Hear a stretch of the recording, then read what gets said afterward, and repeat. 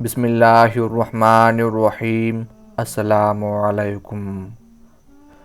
حضور نبی کریم صلی اللہ علیہ وآلہ وسلم نے مکہ سے ہجرت فرما کر مدینہ منورہ میں نزول اجلال فرمایا تو انصار مدینہ نے آپ صلی اللہ علیہ وآلہ وسلم کے سامنے اپنے دیدہ و دل فرش راہ کر دیے، لیکن حضور صلی اللہ علیہ وآلہ وسلم نے ان میں اپنے ایک انصاری جانثار کو نہ پایا جو بیعت عقبہ کبیرہ میں والہانہ جوش و خروش کے ساتھ آپ صلی اللہ علیہ وآلہ وسلم کی بیعت کر چکے تھے اور بآواز بلند اللہ کی قسم کھا کر یہ عہد کر چکے تھے کہ حضور مدینہ تشریف لائیں تو ہم اپنی جان اور آل اولاد کے ساتھ آپ کی حفاظت کریں گے۔ حضور صلی اللہ علیہ وآلہ وسلم نے ان کے بارے میں دریافت فرمایا تو آپ صلی اللہ علیہ وآلہ وسلم کو بتایا گیا کہ وہ 1 ماہ قبل اس دار فانی سے کوچ کر گئے ہیں۔ سرور کونین صلی اللہ علیہ وآلہ وسلم کو یہ خبر سن کر سخت صدمہ پہنچا۔ آپ صلی اللہ علیہ وآلہ وسلم صحابہ کو ساتھ لے کر ان کی قبر پر تشریف لے گئے اور 4 تکبیروں کے ساتھ ان کی نماز جنازہ پڑھی۔ یہ خوش بخت صاحب رسول جن کی قبر پر نبی رحمت صلی اللہ علیہ وآلہ وسلم بنفس نفیس تشریف لے گئے اور اپنے 20 صحابہ کے ساتھ ان کے لیے دعائے مغفرت کی، حضرت برا بن معرور انصاری رضی اللہ تعالی عنہ تھے۔ حضرت ابو بشر بن برا بن معرور رضی اللہ تعالی عنہ کا تعلق خزرج کے خاندان بنو سلمہ سے تھا۔ حضرت برا رضی اللہ تعالی عنہ بنو سلمہ کے سردار تھے اور کئی قلعوں کے مالک تھے۔ امارت اور ریاست کے ساتھ اللہ تعالیٰ نے انہیں فطرت سعید سے نوازا تھا۔ سن 12 بعد بعثت میں حضرت مصعب بن عمیر رضی اللہ تعالی عنہ مدینہ منورہ آئے اور اپنی تبلیغی مساعی سے جن لوگوں کو حلقہ بگوش اسلام بنایا، حضرت برا بن معرور رضی اللہ تعالی عنہ بھی ان میں شامل تھے۔ سن 13 نبوت میں مدینہ کے جو 75 لوگ مکہ جا کر بیعت عقبہ کبیرہ کی سعادت سے بہرہ ہوئے، حضرت برا بن معرور رضی اللہ تعالی عنہ ان میں شامل ہی نہیں تھے، بلکہ انہوں نے اس موقع پر نہایت اہم کردار ادا کیا۔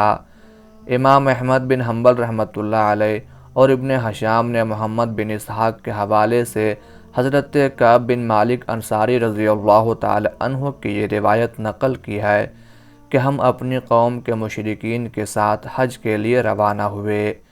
ہمارے مسلمانوں کے ساتھ ہمارے بزرگ اور سردار برا بن معرور رضی اللہ تعالی عنہ بھی تھے۔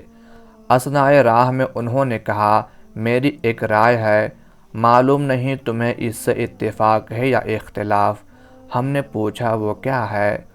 انہوں نے کہا کہ میرا خیال ہے کہ میں کعبہ کی طرف رخ کر کے نماز پڑھوں اور اس کی طرف پشت نہ کروں۔ ہم نے کہا کہ ہمیں تو یہ معلوم ہوا ہے کہ رسول اللہ صلی اللہ علیہ وآلہ وسلم شام یعنی بیت المقدس کی طرف منہ کر کے نماز پڑھتے ہیں۔ ہم تو آپ صلی اللہ علیہ وآلہ وسلم کے طریقے کے خلاف عمل نہ کریں گے، مگر برا بن معرور رضی اللہ تعالی عنہ کعبہ کی طرف منہ کر کے ہی نماز پڑھتے رہے اور ہم انہیں ٹوکتے رہے۔ جب ہم لوگ مکہ پہنچے تو حضرت برا رضی اللہ تعالی عنہ نے مجھ سے کہا، بھتیجے چلو رسول اللہ صلی اللہ علیہ وآلہ وسلم کی خدمت میں حاضر ہوں اور آپ صلی اللہ علیہ وآلہ وسلم سے دریافت کریں کہ میرا کعبہ کی طرف منہ کر کے نماز پڑھنا جائز ہے یا نہیں، کیونکہ تم لوگوں کے اختلاف کی وجہ سے میرے دل میں وسوسہ پیدا ہو گیا ہے۔ چنانچہ ہم دونوں مکہ کے ایک شخص سے آپ صلی اللہ علیہ وآلہ وسلم کا پتہ پوچھ کر حرم گئے، جہاں آپ صلی اللہ علیہ وآلہ وسلم اپنے چچا عباس رضی اللہ تعالی عنہ کے ساتھ تشریف فرما تھے۔ ہم نے آپ صلی اللہ علیہ وآلہ وسلم کو سلام کیا۔ آپ صلی اللہ علیہ وآلہ وسلم نے حضرت عباس رضی اللہ تعالی عنہ سے پوچھا، آپ ان دونوں کو جانتے ہیں؟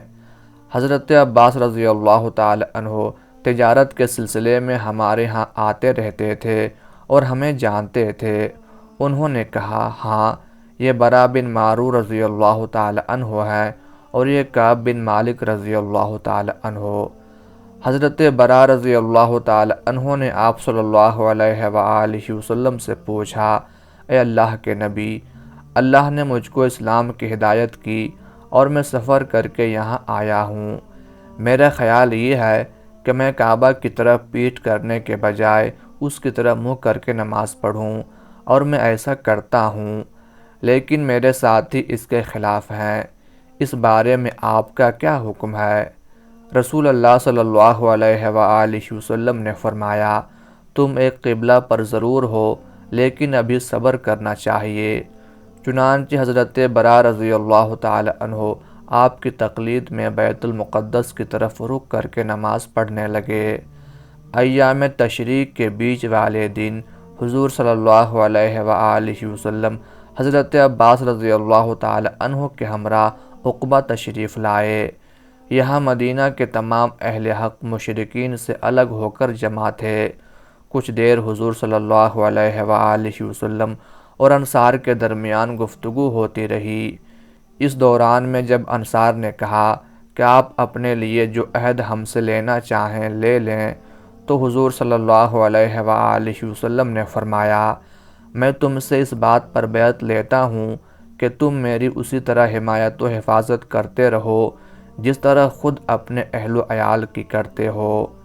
امام احمد اور امام بیہقی نے لکھا ہے کہ حضور صلی اللہ علیہ وآلہ وسلم کا ارشاد سن کر حضرت برا بن معرور رضی اللہ تعالی عنہ نے حضور صلی اللہ علیہ وآلہ وسلم کا دست مبارک اپنے ہاتھ میں لے کر عرض کیا، جی ہاں، اللہ کی قسم جس نے آپ کو حق کے ساتھ مبعوث کیا ہے، ہم اپنی جانوں اور آل اولاد کی طرح آپ کی حفاظت کریں گے۔ یا رسول اللہ، ہم سے بیعت لیجئے، ہم جنگ آزما لوگ ہیں اور ہم نے اسے اپنے باپ دادا سے ورثے میں پایا ہے۔ واقدی نے ایک روایت میں اس موقع پر حضرت برا بن معرور رضی اللہ تعالی عنہ کے یہ الفاظ نقل کیے ہیں، ہم خوب سامان جنگ اور لڑنے کی طاقت رکھتے ہیں۔ ہمارا یہ حال اس وقت تھا جب ہم بت پرست تھے، تو بھلا ہمارا حال کیا ہوگا جب کہ اللہ نے ہمیں ہدایت دی ہے جس سے دوسرے لوگ محروم ہیں، اور محمد صلی اللہ علیہ وآلہ وسلم کے ذریعے سے ہماری تائید فرمائی ہے۔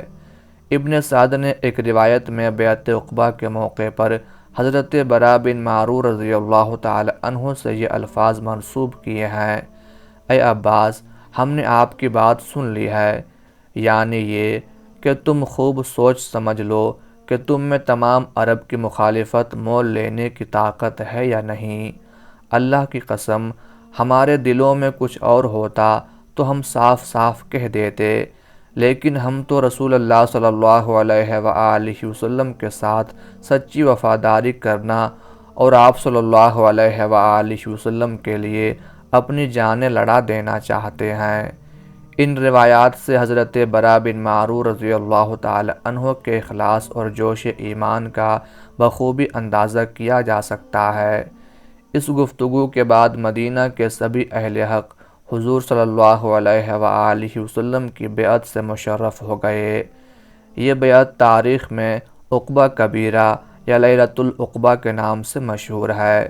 بیعت کے بعد حضور صلی اللہ علیہ وآلہ وسلم نے انصار سے فرمایا کہ اپنے اندر سے 12 نقیب منتخب کر کے دو جو اپنے اپنے قبیلے کے ذمہ دار ہوں۔ چنانچہ انصار نے 12 نقباء منتخب کیے، 9 خزرج میں سے اور 3 اوس میں سے۔ خزرج کے 9 نقیبوں میں ایک حضرت برا بن معرور رضی اللہ تعالی عنہ تھے، جنہیں بنو سلمہ کا نقیب منتخب کیا گیا۔